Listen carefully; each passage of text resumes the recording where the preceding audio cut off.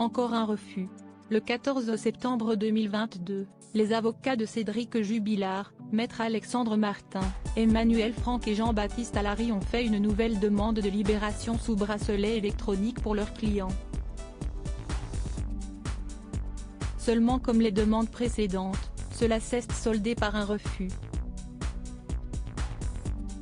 Le SPIP, ou Service pénitentiaire d'insertion et de probation, n'a pas accepté que le Tarnais incarcéré depuis le mois de juin 2021 bénéficie de cette mesure.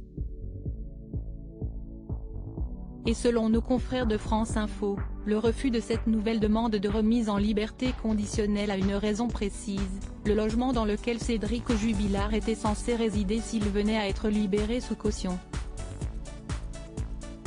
Situé chez un proche de Cédric Jubilard dans la région Occitanie mais en dehors du département du Tarn dans lequel est détenu le suspect, ce logement situé dans un lieu non divulgué poserait problème et aurait donc entraîné les juges à refuser la libération sous bracelet électronique.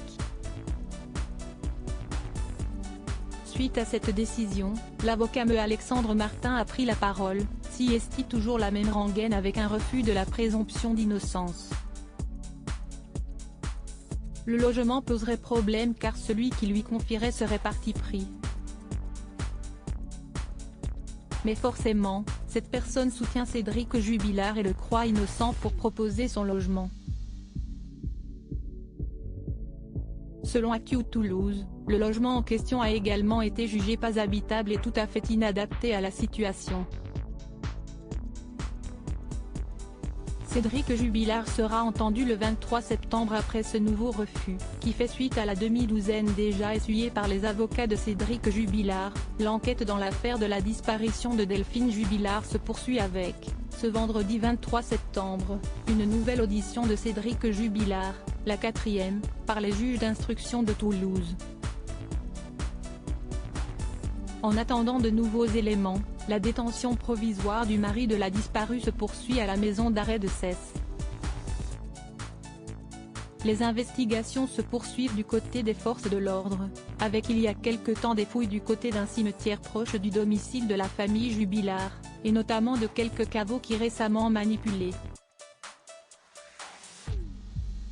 Cependant, à l'instar des autres fouilles menées jusqu'à présent, aucune trace de Delphine Jubilard n'a pour le moment été retrouvée. Pour rappel, l'infirmière de 33 ans qui habitait à Cagnac-les-Mines, dans le Tarn, a disparu dans la nuit du 15 au 16 décembre 2020.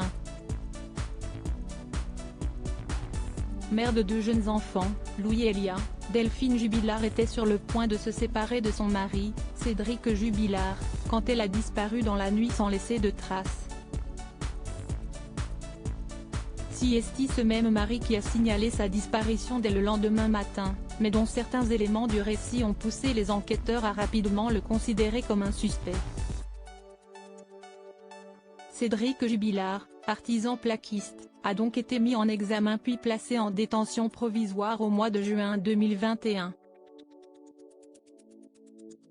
Depuis, ses avocats multiplient les demandes de remise en liberté, sans succès.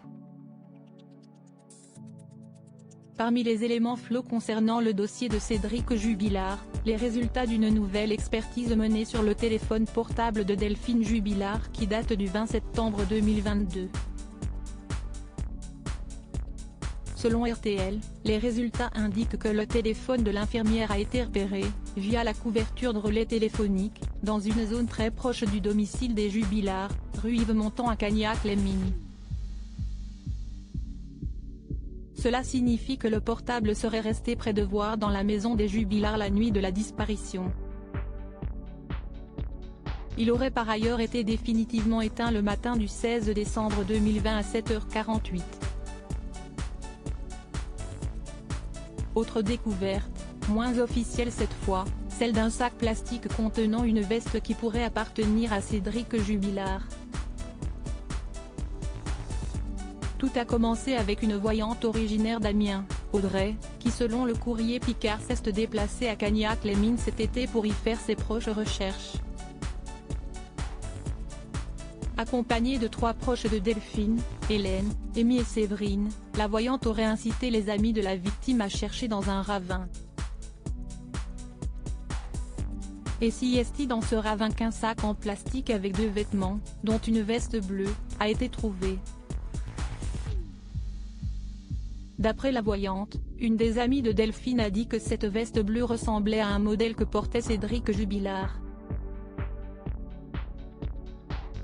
Les trouvailles ont été confiées à la police mais le parquet d'Albi n'a pas encore fait de commentaires à ce sujet.